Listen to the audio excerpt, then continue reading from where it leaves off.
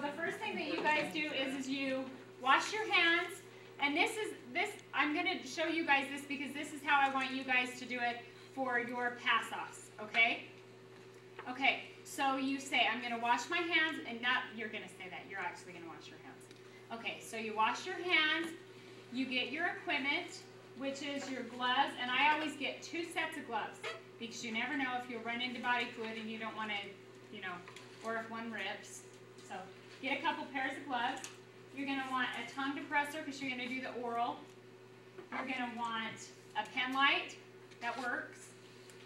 You're going to want your stethoscope, blood pressure cuff, and a hammer, the reflex hammer. You're also going to want a thermometer if you're taking their temperature, okay? So it depends on what you're going to be doing.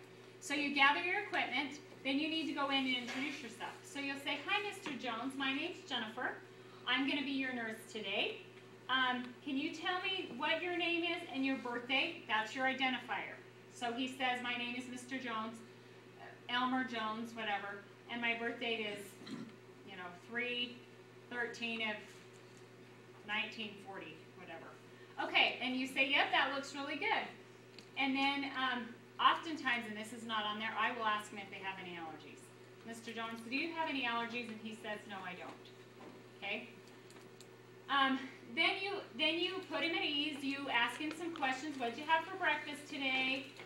You know, where's your wife and family? Is this the first time you've been in our hospital? What date is it today? And so you're kind of establishing not only a little bit of a relationship, but you're letting him know that you're concerned about him, if he has any questions for you, and you're assessing his level of consciousness. If he's confused, if he's with it, if you think that he'll be able to tell you if you're in any pain or that. Okay, then so you're kind of already doing a little bit of a skin assessment. You're assessing kind of his face, his arms, anything that's kind of out, kind of assessing the warmth. You're going to assess the skin turgor. Okay, you guys remember how to do that. And you're assessing for tattoos or piercings or anything like that. All right. Mr. Jones, we're going to do vital signs on you, which is your temperature and your pulse and things like that.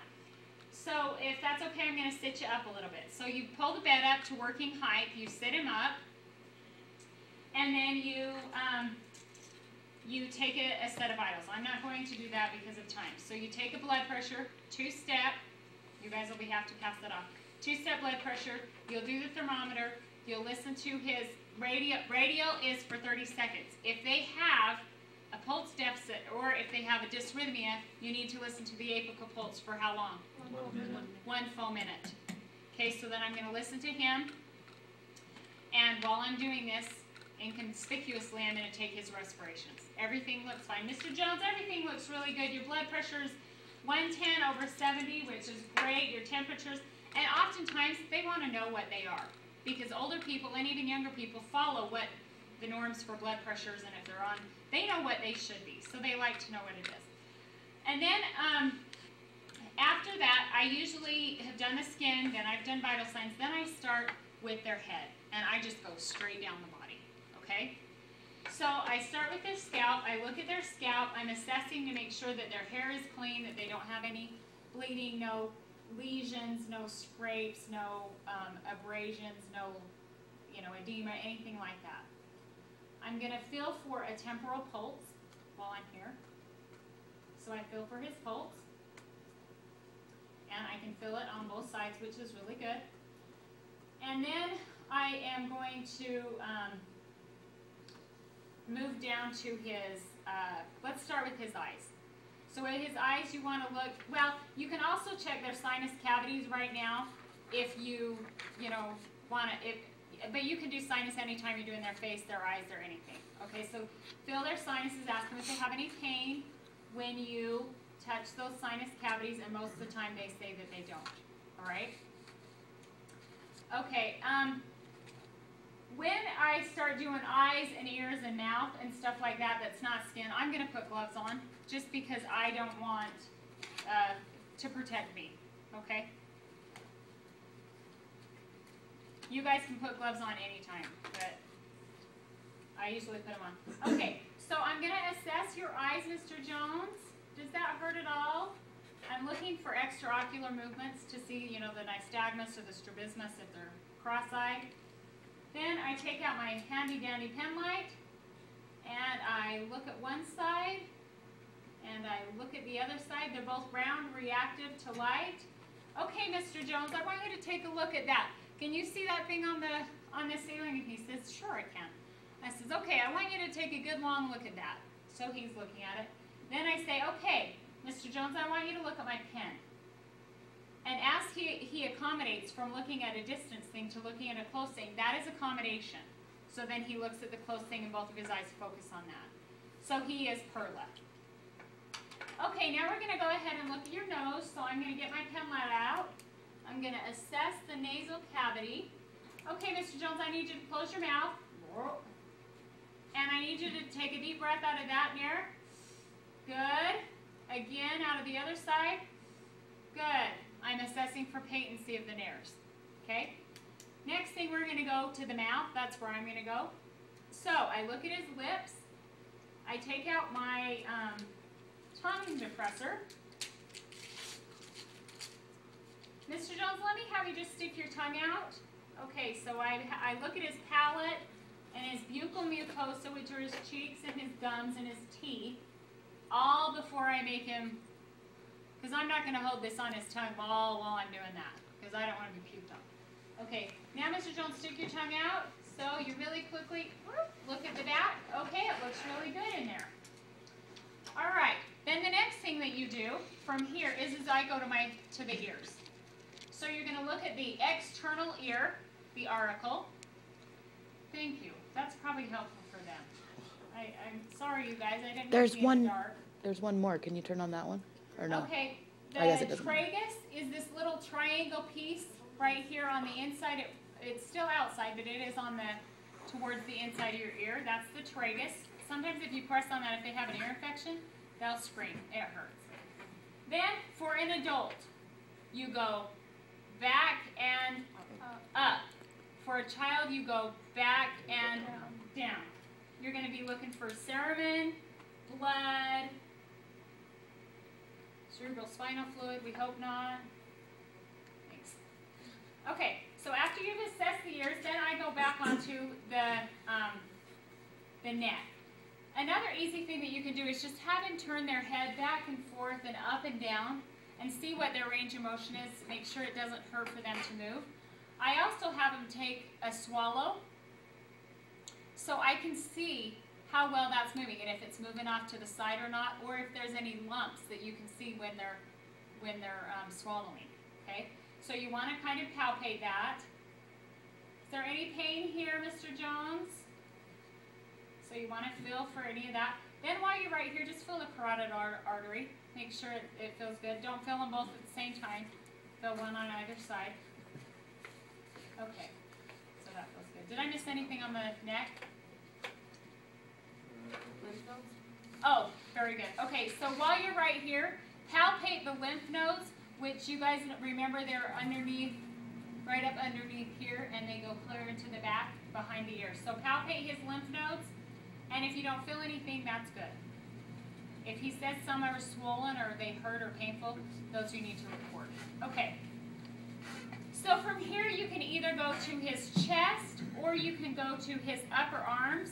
Oh my gosh, this guy only has one arm. This arm's amputated, so we'll just go to his upper arms.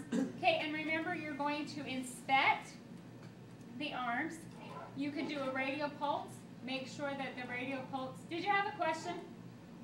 Yeah, do we have to do the tuning fork for the sound on the ears? That's what I forgot, and I didn't even bring a tuning fork today. Yes, you do have to do ear checks. If you don't have a tuning fork, do the snap behind them, or you can also whisper something. Hello. Something like that to where they can, you're just only one side or the other. Thank you for reminding me. Yes. So if you don't have the tuning fork, remember we did the bone conduction plus the rinds. If you don't have that, just do either a snap or you can speak something behind their ears, okay? All right, so with their arms, you're gonna check for symmetry, make sure that both arms look the same. Obviously, if it had a stroke, one arm is going to be very limp and won't have the musculature the other arm will. You're looking for any lesions, any edema.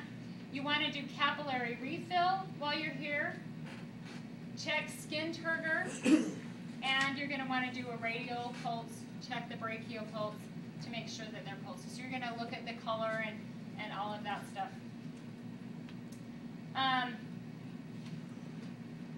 Okay. You're also going to want to do range of motion, so ask them how much movement they can do on their own with their arms and that kind of thing. If they have a stroke or a paralysis on one side, do passive range of motion just to see if there's contractures or to see if they are able, if they're agile enough to move and what their range of motion is, if there's any pain and stuff. Okay? All right, so let's head to lungs. Okay, for this, we're going to just take this off because you guys need to know what I'm doing here. Okay, so know that he's covered and protected. Cover, thank you. Okay. All right, so we'll maintain privacy. Oh, this is a girl. Okay. It is. Okay, so now we're going to assess the back. Okay. For a second, Colton, I need you back up here. I need your back towards the camera. So I need your feet that way. So you may have to make, Just down the end of the bed, right? okay, down there. How do we do this? Can you get him? No, he's, okay. Can you see him? Yeah, I want his back. No more. A little bit more. Okay. All right, when you're assessing the chest, most of what you're going to be assessing is going to be the posterior part of the back, okay? So what you're going to assess their spinous process. So you're going to go all the way down their back and assess their spinous process. Is there any pain in any of these areas? No, it feels okay? You're going to see if it's kind of in line.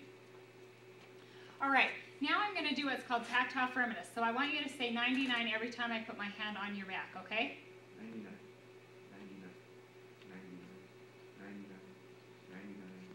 99. Good. Okay, and you guys should hear it the best, or feel it the best, I mean right up in here, up by the scapulus, okay? The next thing you want to do is the chest excursion. So you get your fingers down here, where you can get like a, how about if I do that? Can you see? Yeah. Okay, so you want your fingers about like this, about towards the base of the ribs, to where you can get like a skin flap there, and then you want them to take a deep breath. So take a deep breath. Okay, and your fingers should move 1.5 to 2 inches when you're doing that. Okay, so that's chest excursion. Now, while he's there, you're going to do the CDA tenderness. So you're going to find that angle, and you're going to hit that angle. Any pain there, Mr. Jones? And I promise you they'll fly off the table if there's pain. While he's here and in this position, you want to listen to their back. So you have him take a deep breath. 1, 2, 3, 4, 5, 6. Remember, because you're doing it at each lobe and you're assessing symmetrical sides. Okay, thank you. All right, so that's pretty much the back part. Now, oh wait, no, now I need you to sit in forward. Turn around. Just kidding. Just kidding. Okay, now when we do the front part, and I'm going to go around him, so sorry here, so that you guys can see what we're doing. I want you guys to find your clavicles, go to the second intercostal space on the right. Okay, that's your aortic. Then you come over here to the pulmonic. Then what? Herbs, tricuspid, And mitral. You're going to listen to all 5 points of the heart. Then you're going to also listen to 1, 2, 3, 4, 5, 6 of the lungs. Okay? Thank you very much. Okay, so that's what you're going to do on the chest for Mr. Jones, is all of those things.